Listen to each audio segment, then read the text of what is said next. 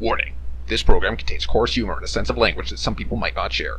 Viewer discretion is advised. Viewer dissection is not advised. Well, let's go to the library anyway. Actually, I love reading, but spending my days in a library under the current circumstances was beyond my scope. So I'd better hurry up with this checkpoint. As I stepped inside, a memory from my childhood emerged in my head. It was very vivid. I'm 7 or 8 years old. I'm at the library with my mother. While she's looking through the books I might need for my studies, I'm sitting in the corner looking through the collection of comic books. Back then, I didn't know they had so many, or why I couldn't take them with me. The notion of collective property was something my mind hadn't grasped yet at that age. However, back then, the whole concept of property was pretty hazy to me. This memory seems even stranger now, while I was standing in this particular camp, where they might have managed to build communism in 3 years. Soviet symbolism was all over the place, and the shelves were full of related literature.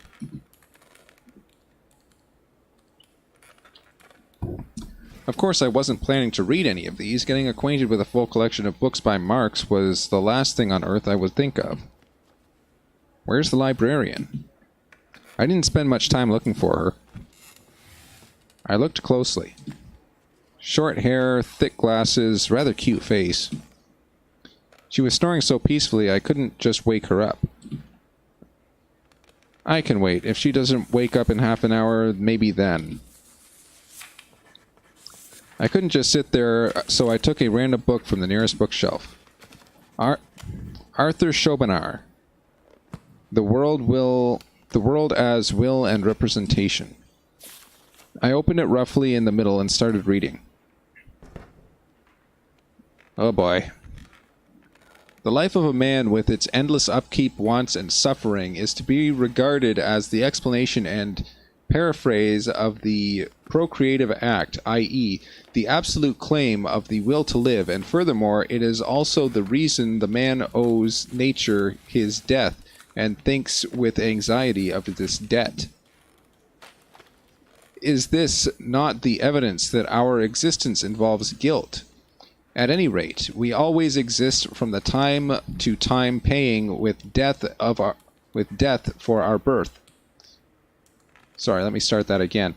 At any rate, we always exist from time to time paying with death for our birth.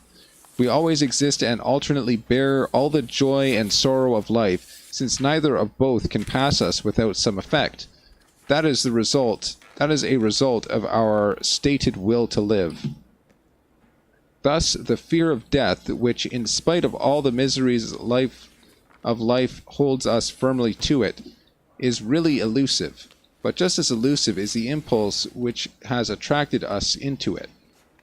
This attraction itself may be seen objectively as the mutual longing glances of two lovers. They are the purest expression of the will to live, in its affirmation how gentle and tender it is. It wants happiness and quiet pleasures, and mild joys for itself, for others, for all. Someone knocked on the door. I closed the book quickly and put it back in its place. What a nice habit, knocking on the door. I should pick it up. It was Lena. Oh. Hi. I smiled. I just wanted to return a book. She had a copy of Gone with the Wind that I saw yesterday. Oh, Xenia's sleeping. Oh, I'll come back later. I'm awake. I turned around in surprise to look at her. She eyed me closely from behind her table.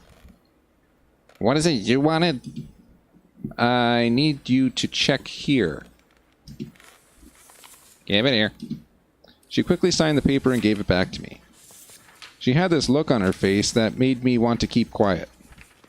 Lena came up to her to return her book. I thanked Xenia and went out.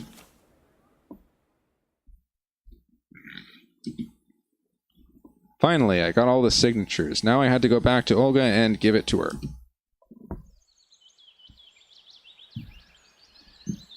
She was sitting in front of her cabin reading a book. Doesn't look like a good role model for the perfect pioneer, but that she was planning to turn me into. I wonder if her responsibilities extended beyond giving fiery speeches at lineups, scolding Uliana, and getting involved into my moral, physical, and ideological growth. Here. I offered her my checklist. She placed it in her pocket without even looking at the signatures. Great, I could have signed it myself without going anywhere. Perfect. So, did you meet our nurse? Yes. For some reason, her question sent shivers down my spine.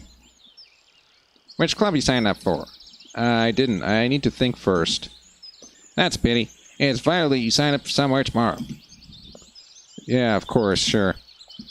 Right, yeah, it's time to go to dinner. About time. I was getting hungry. I headed to the canteen together with Olga Dmitrovna. I looked at the sky and noticed the sun was already setting. On the porch stood Alyssa, Electronic, Uliana, and Slavyana. As we came up, I heard what they were talking about. And never call me Dvetche again, or you'll get another one. I didn't call you that. You're hearing things. He did. I heard it all. You weren't even there. I was in the bushes. Come on, you guys, stop it. So it wasn't a football injury Electronic suffered earlier today.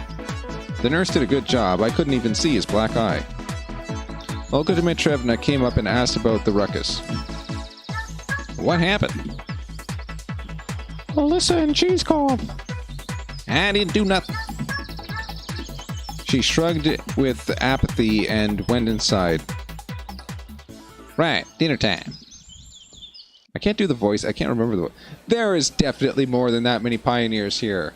Look at that. There's so many of them. I entered last. There weren't many free seats. There were a few free chairs near Alyssa across the canteen, but I'd sooner starve for a week or two than risk my head near her. There was also a seat near Uliana, but I'm not into traditional Chinese whatever crawls cuisine. Finally, a free chair near Miku. Looks like I'll have to pick my poison. You mind if I sit here? Oh, yeah, sure. I mean, no, I don't mind. I mean, yeah, you can sit here.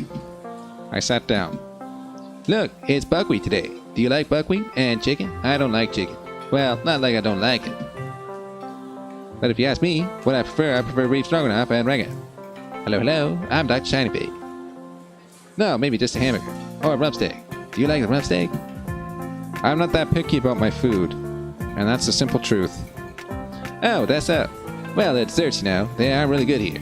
I like ice cream. Do you like ice cream? I love 48 Copics. And Ligon Oh, sorry, I keep talking about myself. Maybe. You like Eskimo better. Dinner was starting to get on my nerves, thanks to such company. I'm not the kind of person that just ignores someone who's talking to me. Even her. We're at the same table, after all. Hello. You know, I once brought a waffle cone and started eating. And you know what? I found a screw in there. A real screw. Can you imagine that? Or was it a bolt? I don't really know. Screws are those things you tighten with screwdrivers, and bolts are the ones you turn with a wrench, yeah? If there was a speed eating contest, I would probably be in the top 3 winners by now. Right, I'll be going. Enjoy your meal. I got up and headed outside. Mika was saying something, but her words were drowned out by the crowd of loudly eating pioneers.